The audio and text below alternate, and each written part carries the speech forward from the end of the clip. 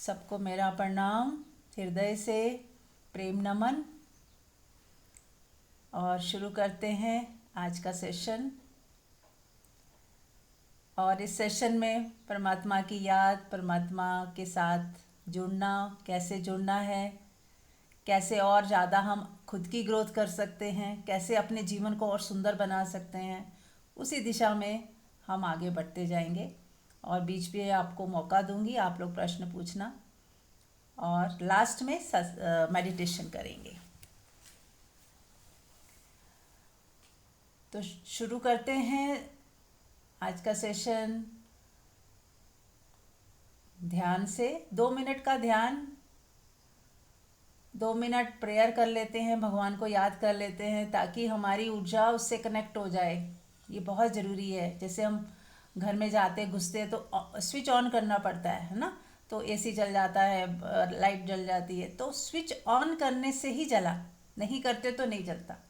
तो ऐसे ही हम जब याद करते हैं परमात्मा को, उसका ख्याल करते हैं, उसको एहसास करने लगते हैं, उसको महसूस करने लगते हैं, तो धीरे धीरे वो जागृति हमें हमें मिलने लगती है। वो प्रकाश जिसको जो हमारे भीतर ही था, जो पता नहीं चल रहा था क्या है, वो हमें समझ आने लगता है कि हाँ, मेरे ही अंदर कुछ है ऐसा जो जग गया। ऐसा होता है ना कि जैसे हम कनेक्ट होते हैं तो अंदर कोई बल्ब सा जग जाता है, कुछ ऐसा लगता है, कुछ जगह, कुछ एक्सपेंड हुआ। किसी को आनंद की तरह महसूस होता है, किसी को प्रकाश की तरह, किसी को शांति की तरह। ऐसे लगता है कुछ शांत हो गया, ठहर गया, रुक गया।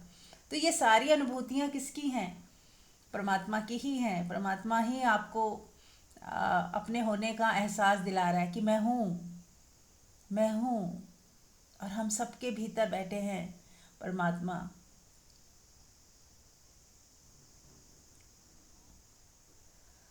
तो चलिए एक बार आंख बंद कर लेते हैं, हाथ जोड़ लेते हैं, और परमात्मा को सच्चे हृदय से, पूरे सच्चे हृदय से याद कर लेते हैं। जैसे उसके सिवाय अब कुछ चाहिए ही नहीं, बस तू और केवल तू। और तुम्हारा मिलना ही काफ़ी है परमात्मा। मैं नहीं जानती कैसे, बस तड़प है, वो प्यास है। और यही प्यास, यही पुकार ही मुझे आप तक लेके जाएगी, ऐसा विश्वास है। तो पुकारे अपने परमात्मा को जो सब जगह है, सुनता है। यदि वो जीवंत ना होता, सुनता नहीं, उसकी तरफ से रिस्पॉन्स ही नहीं आता, तो फिर उसकी आवश्यकता ही नहीं थी। वो एक डेड होता, वो डेड होता। जबकि वो सबसे ज़्यादा जीवंत है। जैसे ही हम पुकारते हैं, महसूस करते हैं, तो हमें तुरंत महसूस हो जाता है। तुरंत हमें लगता है कुछ कनेक्शन सा बैठा है, कहीं कुछ आभास होने लगता है। बस वही है, उसी को पकड़ें, उसी में जिए, उसी में ठहर जाएं, रुक जाएं, शांत हो जाएं।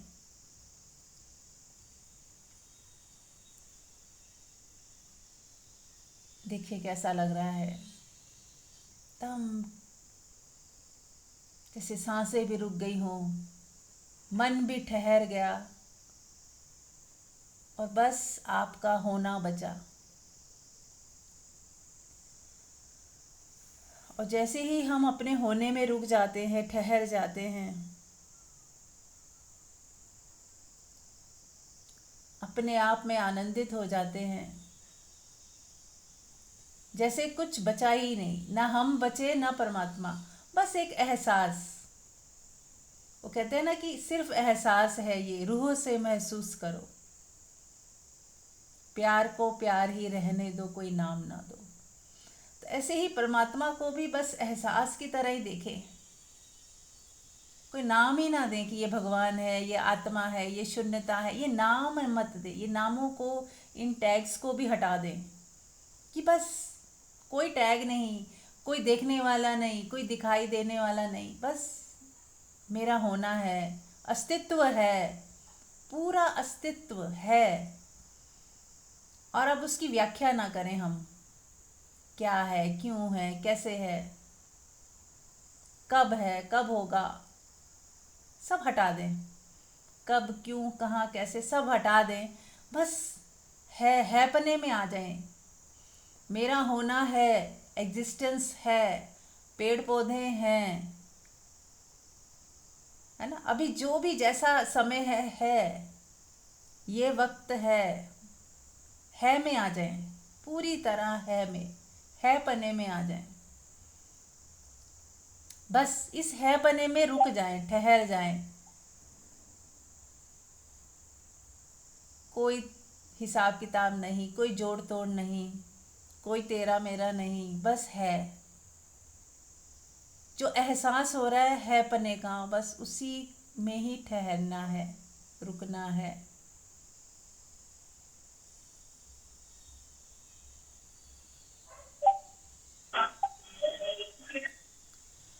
तो जब हम इस इसमें ठहरना ठहरना शुरू हो जाते हैं, और आप पाओगे कि ठहरना हो रहा है।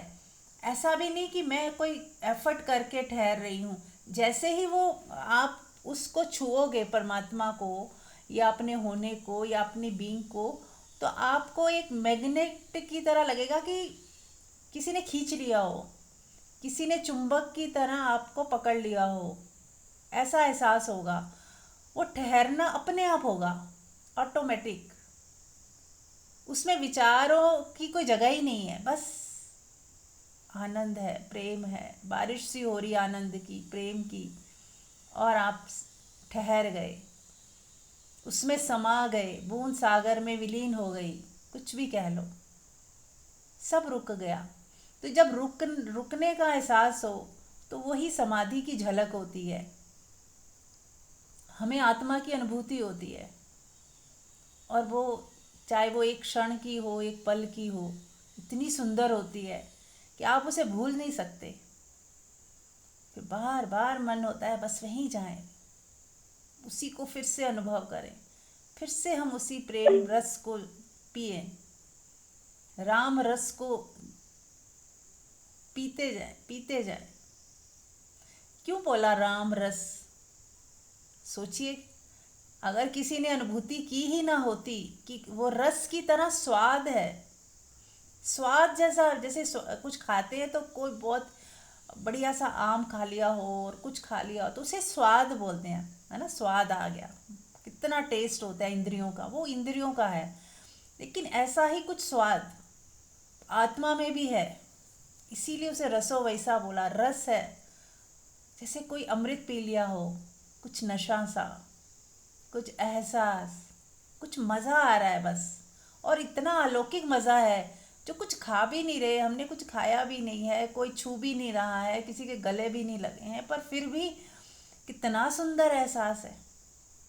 ये है हमारा आत्मबोध, जिसमें हम इंडिपेंडेंट हो जाते हैं। हमें किसी की अब ज़रूरत नहीं, कोई बाहर से अब कुछ नहीं चाहिए। बिना खाए, बिना इंद्रियों को यूज़ किए, बिना किसी के स्पर्श किए, हमें अलौकिक अनुभूति होती है। तो बार बार फिर हम क्या उसी स्वाद को चखने के लिए आंख बंद करते हैं। ऐसे लगता है आंखें बंद ही रखे, खोलने का ही मन नहीं होता। जिसको भी ये स्वाद आने लग जाता है, वो इतना संतुष्ट, इतना तृप्त हो जाता है। अब उसे पता है कि वही है, हमारे ही अंदर कुछ ऐसा है जहाँ सारी वासनाएं गिर जाती हैं, जहाँ उस बिंदु पे पहुँच के ही आप कह सकते हो मुझे अब कुछ नहीं चाहिए। उससे पहले कहते तो हैं लेकिन हो नहीं पाता, क्योंकि वो चखा ही नहीं ना स्वाद। जब तक हीरे हाथ में नहीं आए, तब तक हमें पत्थरों का बहुत मूल्य लगता है। जैसे हीरे आ जाएं, आप पत्थरों को हटा दोगे, फेंक दोगे। अगर आपके पास आर्टिफिशियल ज्वेलरी है, आप बहुत संभाल के रखते हो। अब आपके पास बहुत सोने की, डायमंड्स की इतनी ज्वेलरी आ गई, तो आप धीरे धीरे आर्टिफिशियल हटा दोगे, उसी को ही पहनोगे। ऐसे ही जैसे जैसे हमारी आत्मा की अनुभूति होती जाती है, तो बाहर की सारी चीज़ें गिरने लगती हैं। बाहर की इच्छाएं, वासनाएं, भाग दौड़, इसको दिखाना है, इसको जो दिखावा करते फिरते थे, किसी से कुछ चाहिए होता था, ये मिल जाएगा तो मैं खुश हो जाऊंगी, ये मेरी बात मान लेगा तो खुश हो जाऊंगी, सब कुछ मेरे हिसाब से हो जाएगा तो ठीक हो जाएगा सब कुछ। तो ये सारी जो कंडीशनिंग थी माइंड की, हमारी सोच की, वो सब गिरती जाती है। और जब ये गिर जाती है, वो कैसे गिरेगी? जब हमें आत्मा का स्वाद आना आना शुरू हो जाएगा। तो ये इधर से हमारी पकड़ जो है ढीली होती जाएगी, अपने आप छूटती जाएगी। फिर पकड़ छोड़नी नहीं पड़ती, छूटती जाती है। कुछ बेटर हाथ में आ गया, कुछ मज़ेदार हमने पा लिया।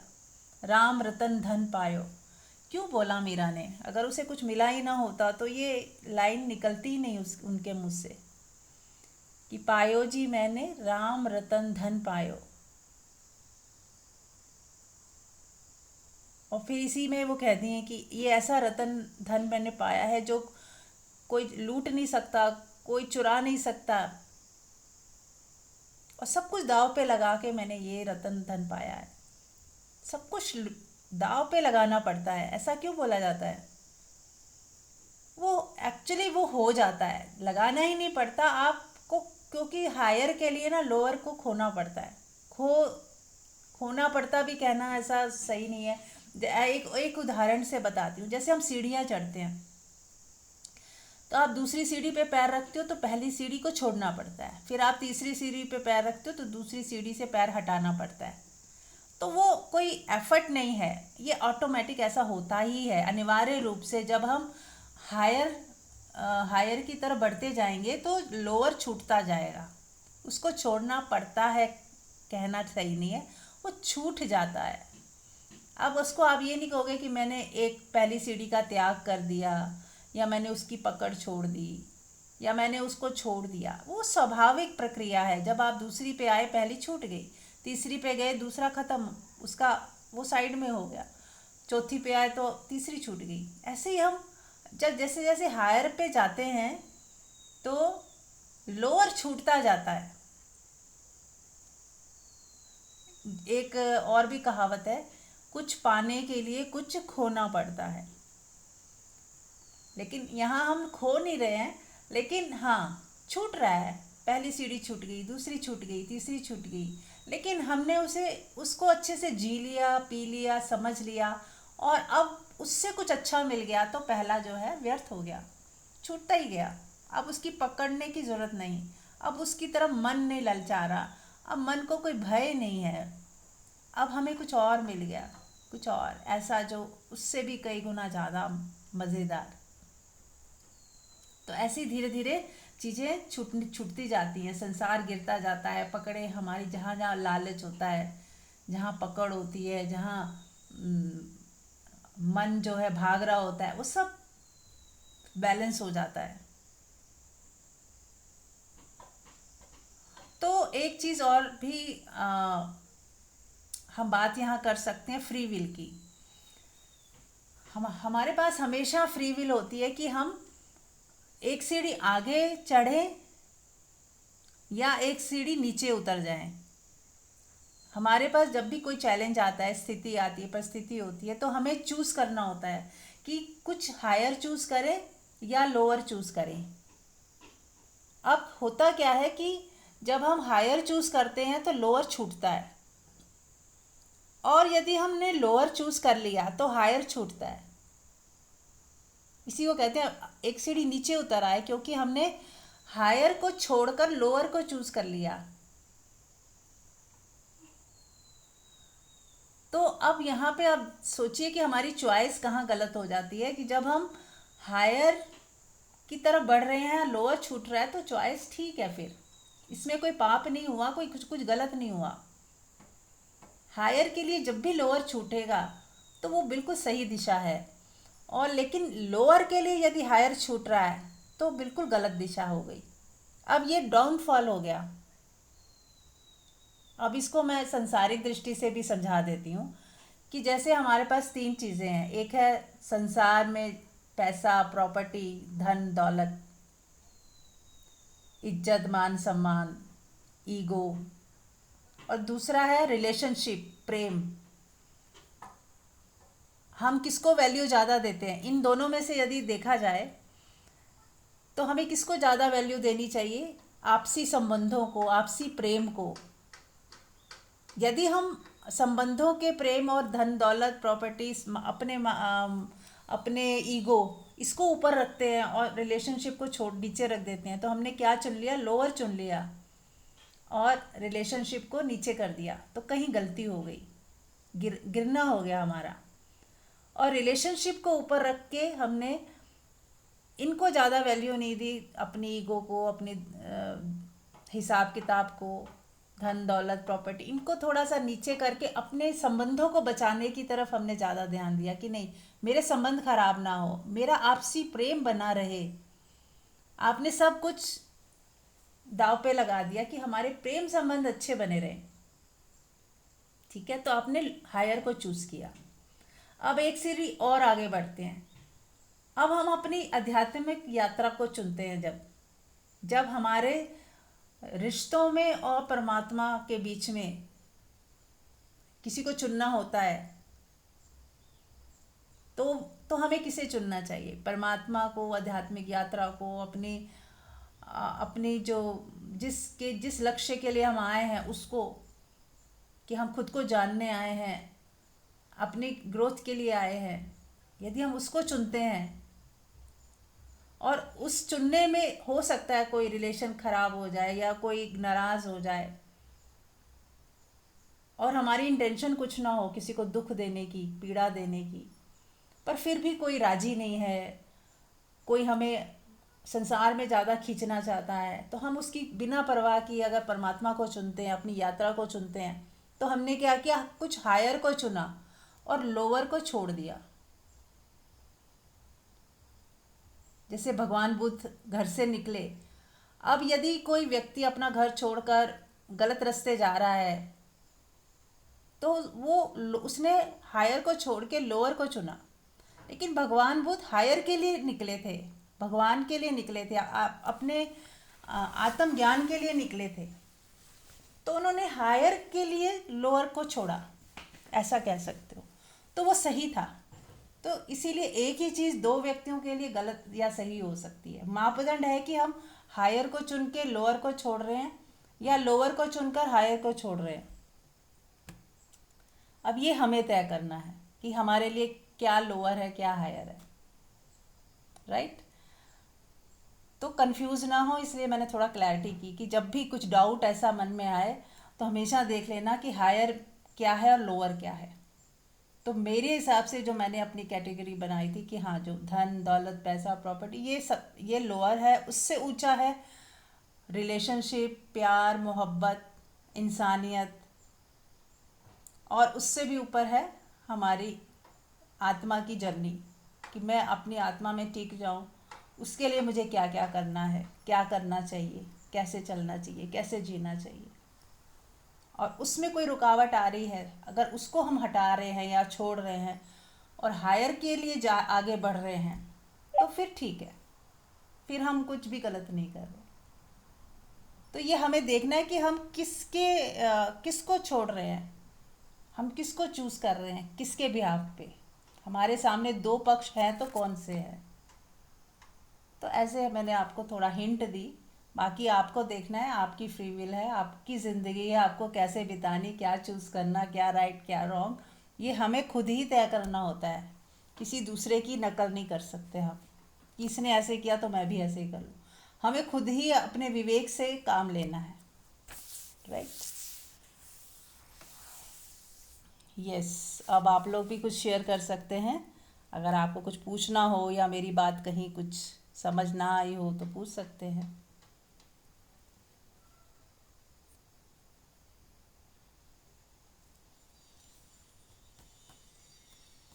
सभी को मेरा प्रणाम। हाँ जी। मैं बिल्कुल सहमत हूँ इस बात से 100% कि हमारी प्रायोरिटी टॉप परमात्मा होनी चाहिए। वैसे तो सबकी अपनी अपनी चॉइस है, जैसे आपने बोला भी फ्री विल होती है। अगर किसी को अभी जैसे बच्चा होता है, वो जब खेलने के लिए नीचे जाता है, अपने घर से बाहर कहीं खेलने जाता है अपने फ्रेंड्स के साथ, तो जब वो खेल कर आता है तो उसको बहुत सी जगह चोटें लग गई होती हैं, या बच्चों से आपस में कोई लड़ाई झगड़ा हो गया होता है, किसी ने उसे मारा होता है, वो रोता हुआ भी आता है घर पे, तो थका हुआ भी आता है। तो उसकी माँ उसे समझाती है कि अब मत जाना खेलने, देखो कितनी चोटें लग गई हैं, कितना तुम्हें उसने मारा है पीटा है। वो बच्चा सोचता है ठीक है नहीं जाऊंगा, लेकिन अगला दिन जब होता है उसका, तो फिर वो सारी चीजें भूल जाता है, जो भी कुछ उसने सहा होता है उसे फिर वही खेल का मजा याद आता है कि मजा भी तो बहुत आया था। तो फिर वो बच्चा फिर से खेलने चल देता है। तो ऐसे ही हमारी भी इस संसार में आते हैं, जन्म लेते हैं, तो ये फ्री विल होती है।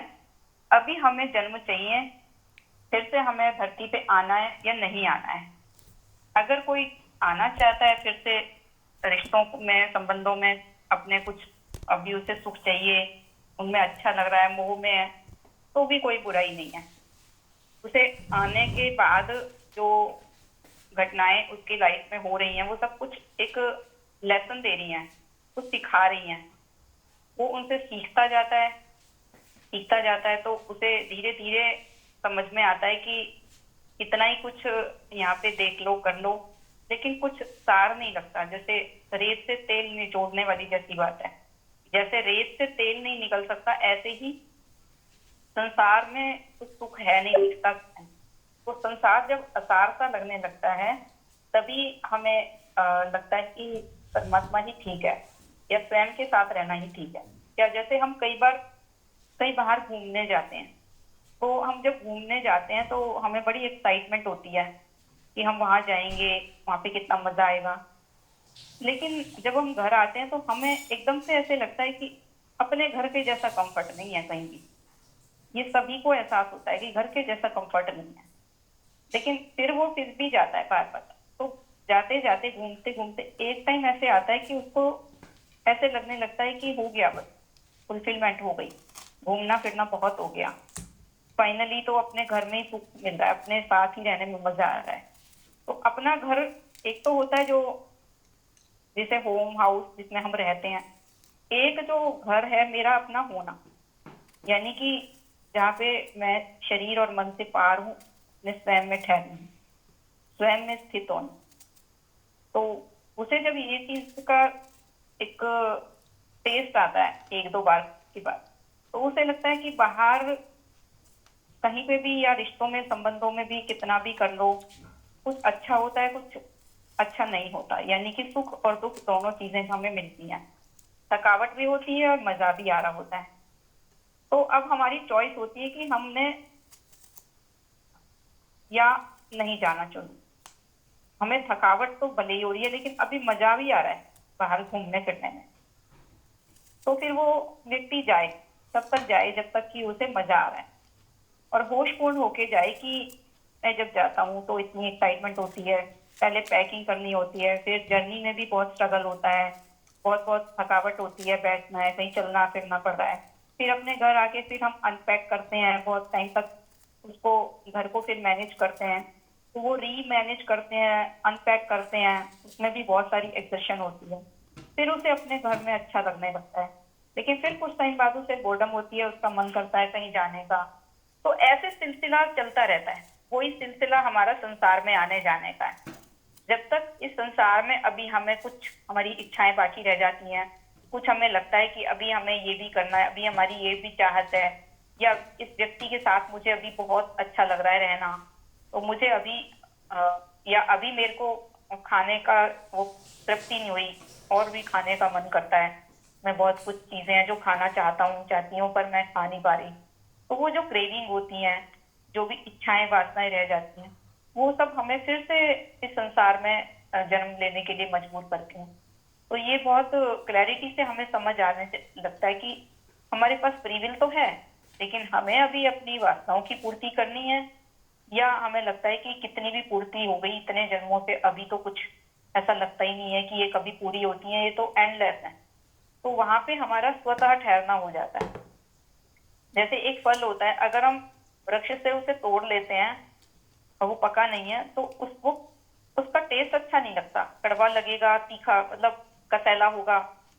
कुछ भी ऐसा टेस्ट होगा जो हमें स्वाद नहीं आएगा। एक फल होता है जब पक जाता है, जब वो पक जाता तो इजीली पेड़ की टहनी से हट जाता है, टूट जाता है एक हल्के से झटके से।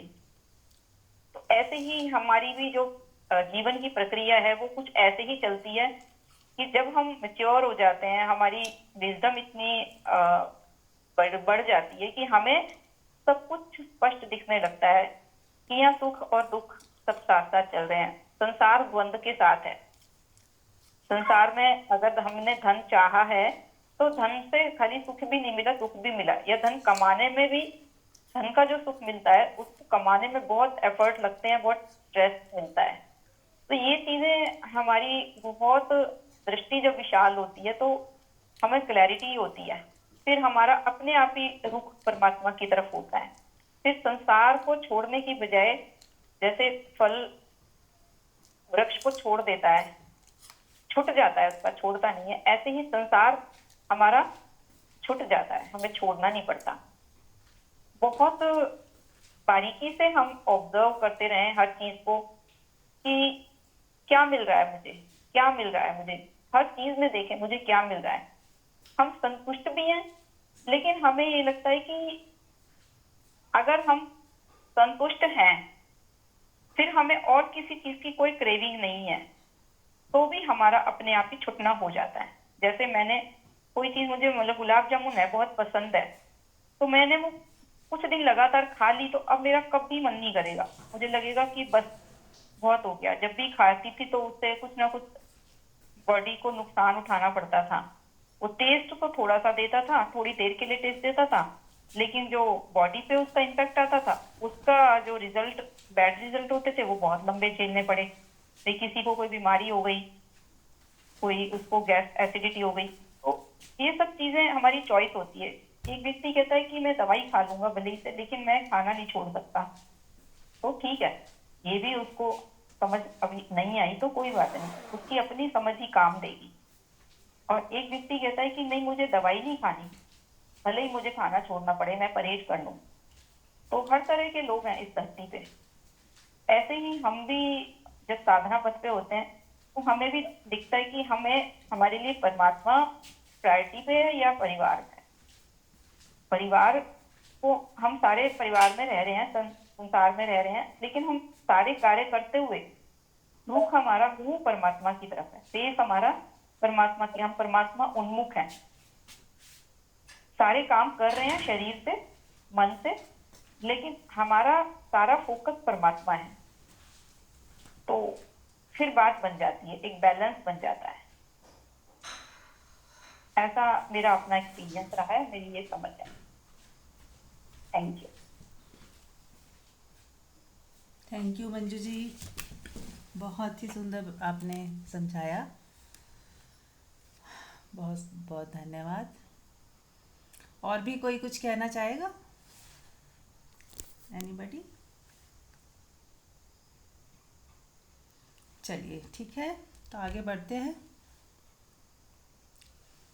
आज दशहरा है तो उसकी भी थोड़ी चर्चा कर लेते हैं।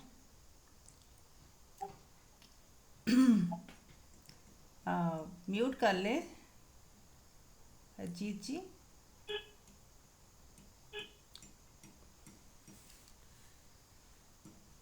तो दशहरा में हमें क्या होता है, रावण को हम जलाते हैं, है ना, कुंभकर्ण मेघनाथ के भी पुतले जलाए जाते हैं। तो वो सब प्रतीक है मेरे हिसाब से, जो हमें सीखना है। अब वो हुआ नहीं हुआ, क्या हुआ, उसको अभी साइड में रख दे, लेकिन हमें ये समझ आता है कि असत्य की हार हुई और सत्य की जीत हुई। म्यूट कर लें डॉक्टर अजीत। तो जब हम ऐसा देख पाते हैं कि असत्य हारता है, यानी कि असत्य को हटाना है, या असत्य हमारे लिए पावरफुल नहीं होना चाहिए, और सत्य की जीत होती है, सत्य जीतता है। परमात्मा राम की विजय हुई, भगवान राम की, यानी कि हमारे भीतर अगर अपने अब इसको अपने अंदर ऊपर लेके आए दोनों चीज़ों को, कि हमारे ही अंदर असुरी शक्तियाँ भी हैं और दैविक शक्तियाँ भी हैं। इसकी चर्चा हम रोज करते ही हैं। फिर भी एक बार दोबारा हम रिवाइज कर लेते हैं कि हमारे ही अंदर काम, क्रोध, लोभ, मोह, ईर्ष्या, द्वेष, है ना, ईगो, इस तरह के 10, जैसे कहते हैं ना रावण के 10 सिर, वैसे ही हमारे अंदर भी 10 क्या 100 होंगे, इतने सिर होंगे। कभी क्रोध आ जाता है, कभी लोभ आ जाता है, कभी अहंकार आ जाता है, कभी नीचा दिखाना है किसी को, किसी ने हमें कह दिया, अब बदले की भावना आ गई, अब कोई मौका नहीं छोड़ेंगे उसे नीचा दिखाने का। मतलब कितने सिर हैं हमारे, तो अनंत है। जज करते रहेंगे, निंदा करेंगे, चुगली करेंगे, अब उपहास करेंगे, किसी का मजाक उड़ाना, मतलब कितनी चीज़ें हैं अगर हम गिनती करें कि हम क्या क्या नहीं करते। अब धीरे धीरे सत्संग से छूटती जा रही हैं, ये सुंदर है, लेकिन समझाने के लिए मैंने सारा बताया कि एक आम इंसान जो दुनिया में होता है तो उसके बहुत सिर होते हैं। और जब हम आध्यात्मिक यात्रा में आते हैं तो हमें धीरे धीरे पता चलता है, और हम खुद ही हमें एक एक पता तो ये चलता है कि ये जो सिर हमारे हैं, यानी कि हमारी जो ये असुरी वृत्तियां हैं, हमारे अंदर बहुत सारी असुरी वृत्तियां होती है। अब इसको हमें एक एक करके खुद ही मिटाना है, हटाना है, उस पर काम करना है।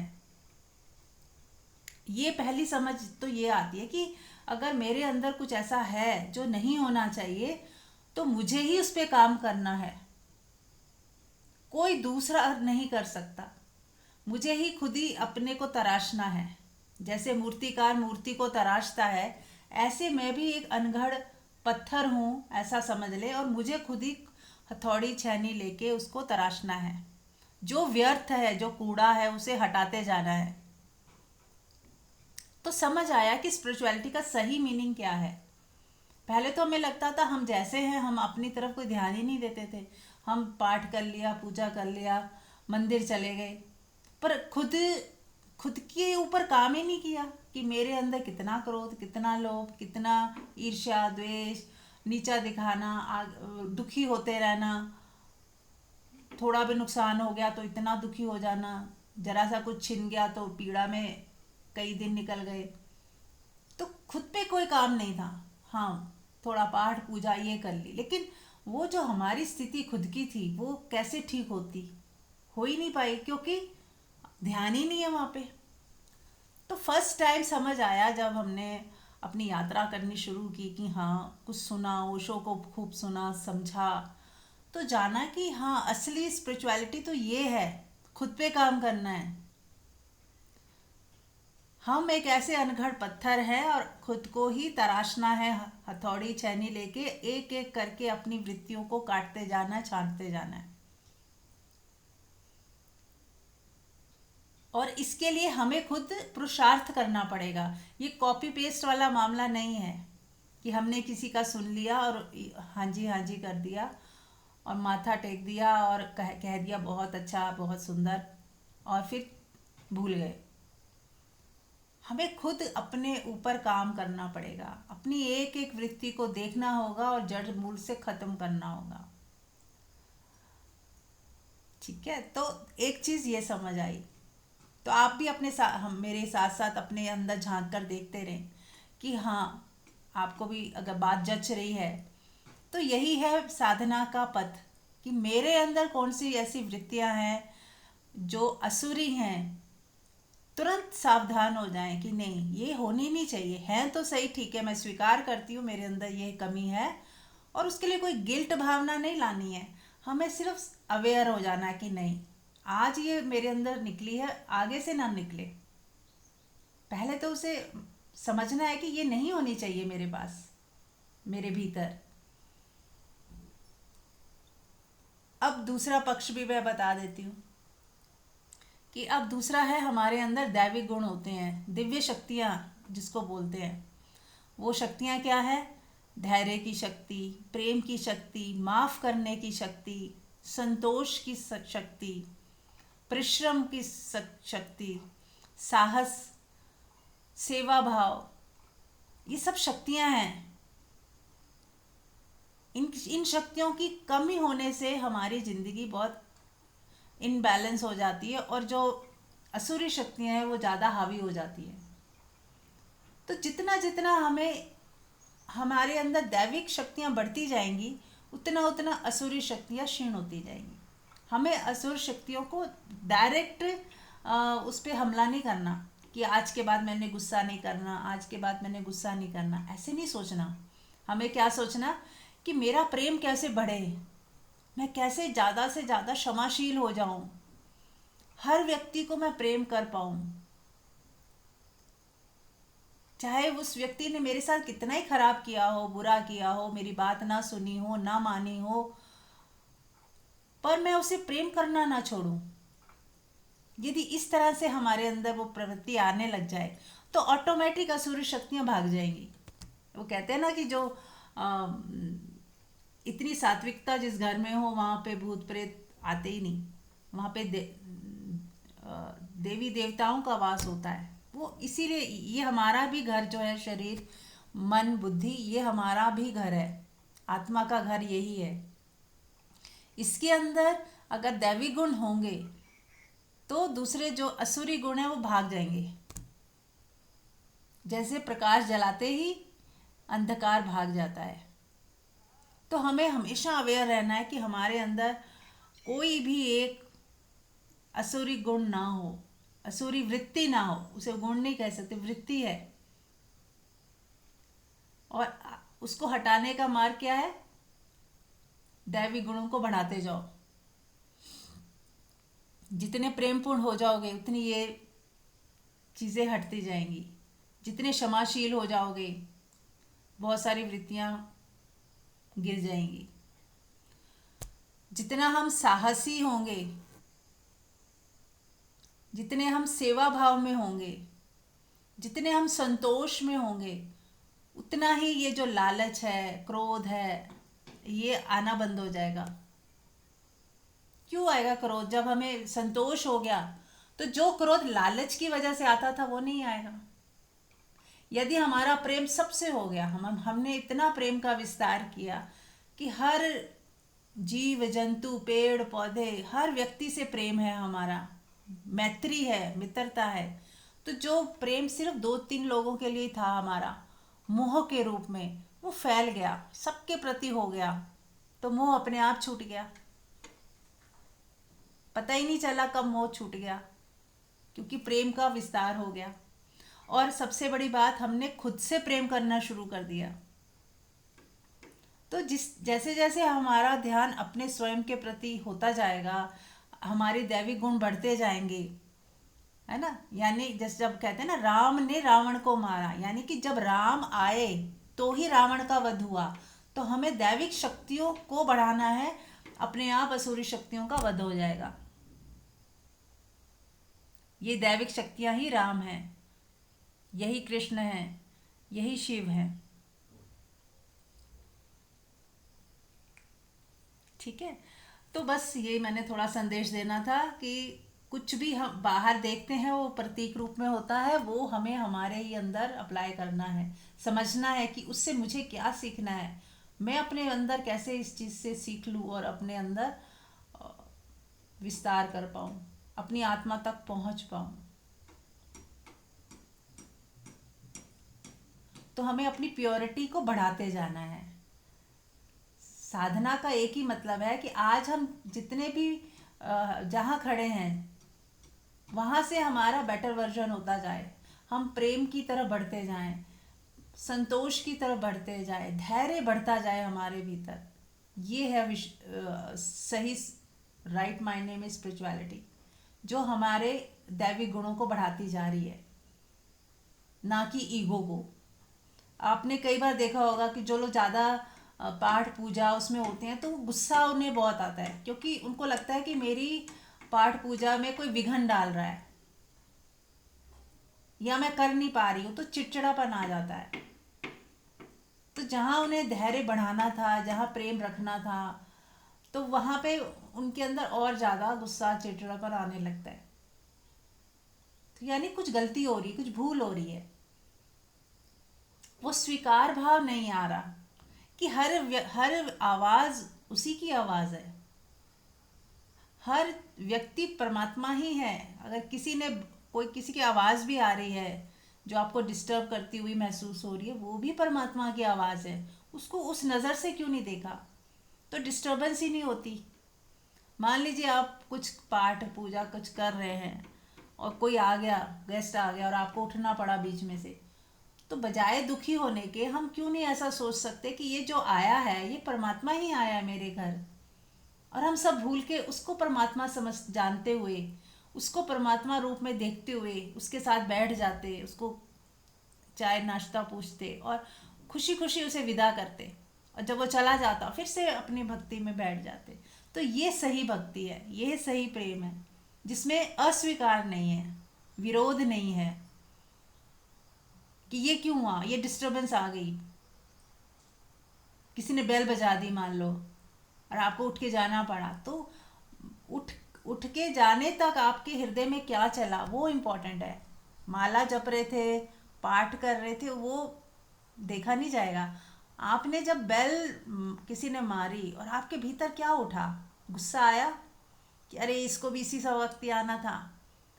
कितनी डिस्टरबेंस होती है, कोई मुझे ढंग से बैठने भी नहीं देता।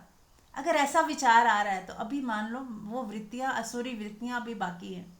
कोई इसमें गिल्ट में जाने की आवश्यकता नहीं है, समझाने के लिए कह रही हूँ कि क्यों ना, अगर वो व्यक्ति मान लो बेल बजी और उसने उसको स्वीकार कर लिया तुरंत, कोई गुस्सा नहीं, कोई इरिटेशन नहीं, बहुत प्रेम से उठी, बहुत प्रेम से कदम रखते हुए प्यार से दरवाज़ा खोला, प्यार से उसे अटेंड किया जो भी था व्यक्ति, और उसके जाने के बाद फिर से वो माला में या जो भी पाठ पूजा कर रही थी वापस उसी में आ गई। तो ये प्रक्रिया अच्छी है या पहले वाली, खुद ही देखें। जब जहाँ हम दोष देख रहे हैं किसी पे, अरे कोस रहे हैं, शिकायत पे जा रहे हैं, तो गलत हो रहा कहीं ना कहीं। तो ये हमारा अगर तप करना है ना तो इस पे तप करें कि नहीं, मुझे हर हाल में शांत रहना है, खुश रहना है, ये मेरे ही हाथ में है, मेरी चॉइस है, मेरी फ्री विल है। मैं चाहूँ तो गुस्सा करूँ, मैं चाहूँ तो ना करूँ, प्यार से हैंडल कर लूँ उस सिचुएशन को बिना शिकायत के। क्योंकि उसका कसूरी क्या है, उसे नहीं पता जो आया है कि आप क्या कर रहे हो। किसी का फ़ोन आ जाता है कई बार तो हमें डिस्टरबेंस जैसा लगता है, पर उसको नहीं पता आप क्या कर रहे हो। तो वो क्षण यदि शिकायत और गुस्सा आ गया तो कहीं ना कहीं अभी भी हमें और काम करने की ज़रूरत है, और धैर्य रखने की ज़रूरत है, और प्रेमपूर्ण होने की ज़रूरत है।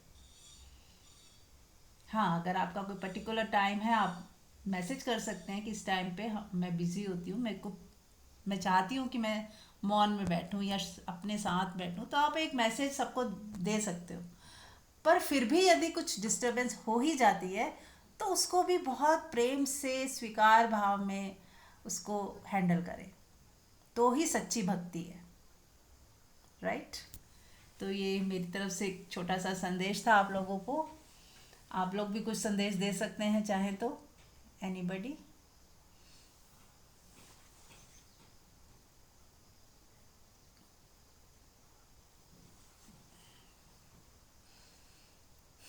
चलिए ठीक है, तो समय भी कम है। हाँ अश्विनी, यस यस, बोलो। हमारे जीवन में आने के लिए, हमें अच्छा मार्गदर्शन देने के लिए, जो हमसे गलतियां होती है हम्म। सुनती हूँ, लेकिन थोड़ा थोड़ा होता है, लेकिन फिर से वो पकड़ लेते हैं। हम्म। क्योंकि आपका हर रोज सुनते हो तो ऊपर जो आता है वो क्लींजिंग हो जाती है। फिर हम्म। कहाँ पर गलती हो रही है, यस। क्या चूक हो रही है, तो बहुत पूरा दिन अच्छा जाता है मेरा। आपका एक यही सुन लिया ना, पूरा उसी में रहती हूँ मैं। कैसा टाइम निकल जाता है समझ में नहीं आता, और ये 12:30 कब बजेंगे और कब बैठूंगी, सब काम कैसे खत्म कर लूं, हाँ और जी। अच्छा पूरा आपके वजह Awesome. से ये thank you thank you thank you. हाँ जी, थैंक यू सबका। ये मैं तो एक माध्यम हूँ, आप सब लोगों का की प्यास होगी तो देखो कैसे कैसे सब आत्माएं जुड़ गई हैं।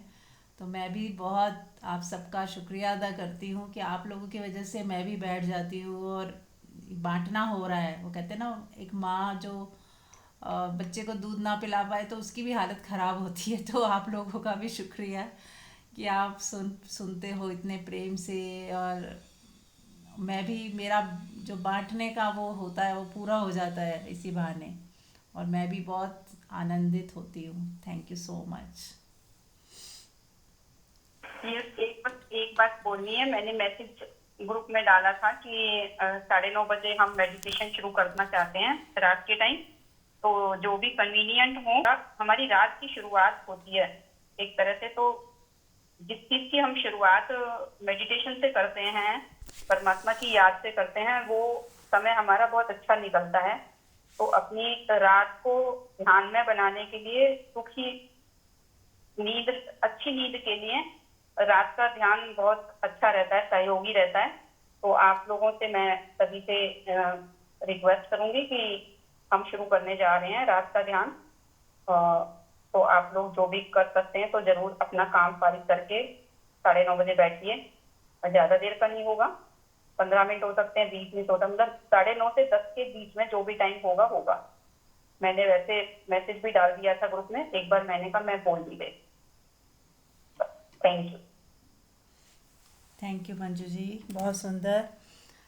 तो रात्रि ध्यान का बहुत ही ज़्यादा उपयोग होता है। यदि हमने सोने से पहले ध्यान कर लिया तो पूरी रात आप ध्यान में होगे, आपकी क्वालिटी इतनी बदल जाएगी, आप हैरान हो जाओगे। जो बेकार की सपने आते रहते हैं, विचार चलते रहते हैं ना, हम जब सुबह उठते हैं तो हमें लगता है पूरी रात पता नहीं क्या क्या चलता रहा मेरे अंदर। लेकिन अगर जैसे जैसे ध्यान करने के बाद सोओगे ना, तो आपको इतना फ़र्क महसूस होगा, आपकी क्वालिटी जो नींद की इतनी अच्छी और बढ़िया हो जाएगी, आप हैरान होगे कि पहले ये क्यों नहीं शुरू किया। तो इसीलिए मैंने ही रिक्वेस्ट किया था मंजू जी से कि आप प्लीज़ शुरू कराएं, और उनका भी मन था कि चलो अच्छी बात है, ये कर कर लेना चाहिए। तो आप लोगों से रिक्वेस्ट है, आप लोग यदि सच में ही चाहते हो कि अपनी रात भी सुंदर बना ली जाए, वो आधा घंटा आपके पूरे रात के जो 6-7 घंटे सोते हो आप, वो ध्यान में बदल सकते हैं। तो 9:30 बजे फ्री होके बैठें, है ना, ये अपना समय है। कि अगर मैंने बताया ना कि आप क्या चुनते हो। अगर आप हायर को चुनते हो तो लोअर थोड़ा बहुत डिस्टर्ब भी होता है कई बार, या कई बार हमें थोड़ा आगे पीछे करना पड़ता है, तो कर लें। हायर के लिए लोअर को थोड़ा बहुत करना पड़ेगा, तो ही हायर मिलता है। तो अपना फ्री होके 9:30 सोच रहे, और जल्दी सो जाएंगे ना तो अच्छा रहेगा। बल्कि जो हम टीवी में लगे रहते हैं या कोई कुछ देखते रहते हैं, तो वो भी कट डाउन हो जाएगा। कि हम एक नियम बना लें कि ठीक है 9:30 ध्यान करेंगे और फिर सो ही जाएंगे, और फिर सुबह चाहे जल्दी उठ जाएं, फिर ध्यान में बैठ जाएं, टाइम भी मिल जाएगा। तो एक बहुत ही अच्छा शुरुआत हो सकती है जल्दी सोने की और जल्दी उठने की। तो जो पुरानी आदत तोड़ने में हमें टाइम लगता है, तो इससे टाइम भी नहीं लगेगा, आप सहजता में ही वो आदत भी ब्रेक हो जाएगी। समय पे सोना, समय पे उठना अपने आप होने लगेगा।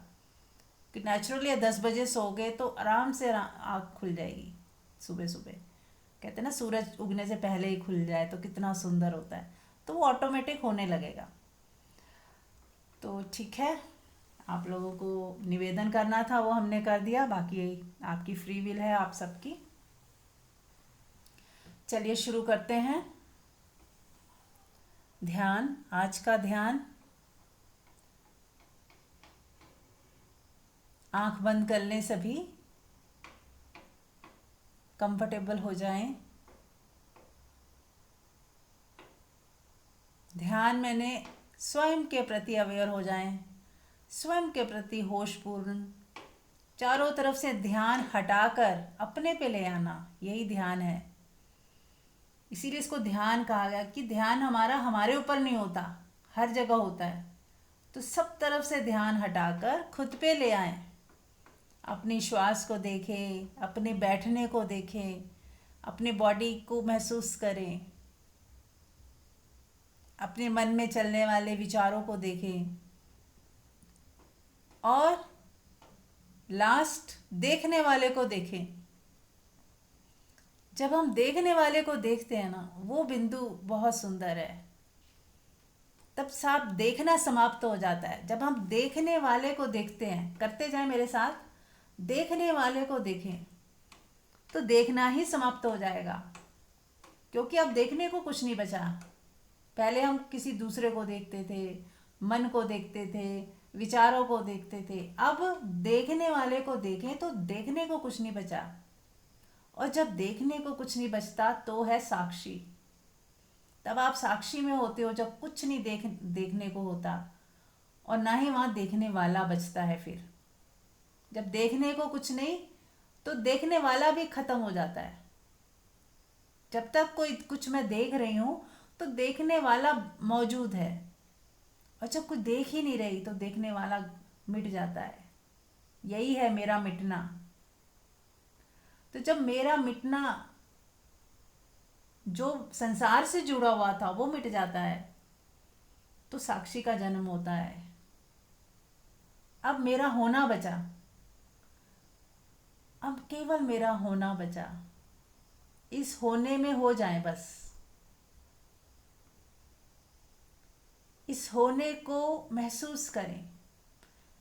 जब सब खो गया तो क्या बचा, क्या शेष बचा? वही है आपका होना, जिसको आप मिटा नहीं सकते, हटा नहीं सकते।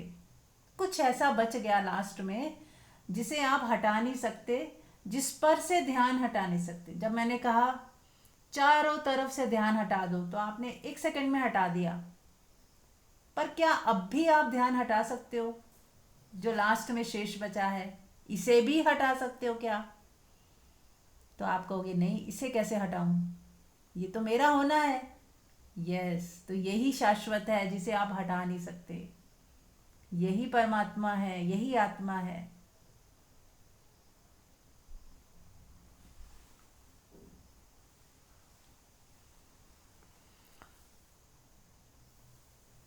यही सत्य है जो सदा है, जिसे हटाया नहीं जा सकता। यहाँ बने रहें, यहाँ ठहर जाएं, और अनहद नाद को सुने, जो बहुत बहुत बहुत इम्पोर्टेंट है। अनहद नाद को सुनना, जो आवाज़ आपको सुनाई देगी जब आप इतने शांत हो जाओगे। संसार पूरा विलय हो गया, आपका होना भी मिट गया। जो संसार को देखता था वो होना मिट गया। अब केवल शून्य बचा, साक्षी बचा, और ये अनहद नाद। उसके भीतर आवाज़ गूंज रही है। इस शून्य में एक आवाज़ गूंज रही है जो उसे पूर्ण कर रही है। ये शून्यता खाली नहीं है, पूर्ण है। इसमें अनहद नाद गूंज रहा है। इसके अंदर प्रकाश है, ये प्रकाश से भरा हुआ है, चाहे हमें दिखाई दे या ना दे। पर नाद तो सबको सुनाई दे रहा होगा। तो उस नाद को सुने, अपनी शून्यता में खो जाएं, विलय कर दें संसार, और अपनी इस शून्यता में बने रहें। जितनी देर चाहें उतनी देर, चाहे तो धीरे से लेट जाएं शवासन में, और इस शून्यता, इस मौन को, इस मौन के साथ राजी हो जाएं। अब कुछ पाना नहीं, कुछ चाहिए नहीं, बस ठहर जाओ, यहीं ठहर जाओ, अपने होने में ठहर जाओ, अपने होने को महसूस करते रहो।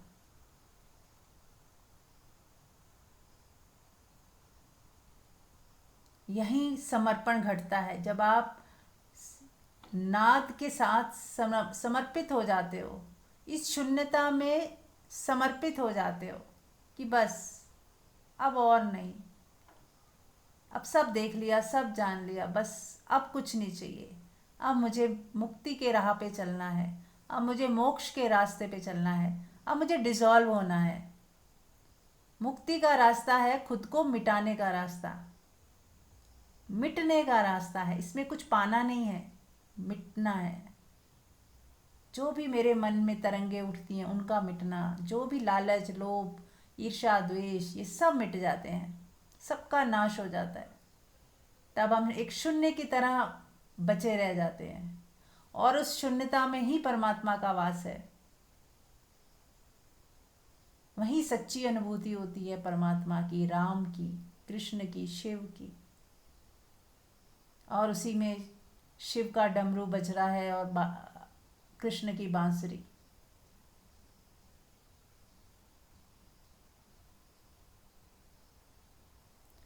तो बने रहें इसी अवस्था में 10-15 मिनट और छोड़ दें। अब आपको कुछ नहीं करना, अपनी तरफ से कोई एफर्ट नहीं, जो हो रहा होने देंगे और बने रहेंगे इसी अवस्था में 10 मिनट तक। Thank you.